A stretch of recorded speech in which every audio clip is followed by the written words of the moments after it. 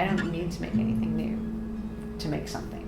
I don't need to create waste. I don't need to manufacture new raw materials. It's everywhere. All I have to do is step in the path of the garbage stream and grab it, and I can make something new out of it. I can upcycle it or repurpose it, whatever you want to call it. I can do what my grandmother did when she made quilts. I can grab it before it hits the worldwide commodities market and destroys somebody else's textile industry, and make something beautiful out of it that can go into somebody's home and actually last probably the rest of their life. The Kitchen Garden series is a series of kitchen textiles that are sold to support urban agriculture, and they're made of upcycled materials. My signature look is men's shirts, and those appear in everything I make. And I try to use linen for everything else except my market bags, which I make out of reclaimed flour sacks and feed sacks from the farms that were really active in this country in the 40s.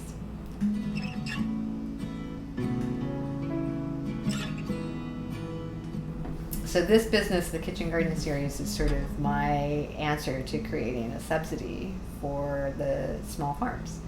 I started working in the field at my CSA, and I started seeing stuff that they couldn't afford, like new harvest knives and new harvest bins and a vacuum seeder, and I was like, none of these things cost very much money. It wouldn't be very hard for the community to generate that income.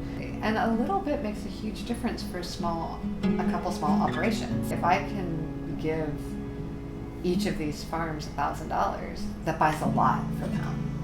It's important to me to support urban agriculture specifically because of the role that it has in creating the city and creating land inside the city that is chemical free, that's good for pollinators, it's good for birds, it's good for other small wildlife that we need to encourage in our cities.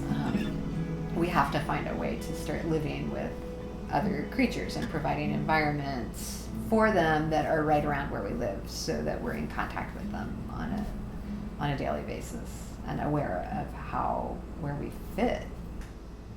Probably the sweetest thing about this business is that I'm supporting the people who are growing the food I eat. They're supporting me in a really basic way by feeding me. Like, most of what I eat now comes from the people that I support through my work. Like, everybody that buys something of mine is a part of that as well. My life tastes better because I do this.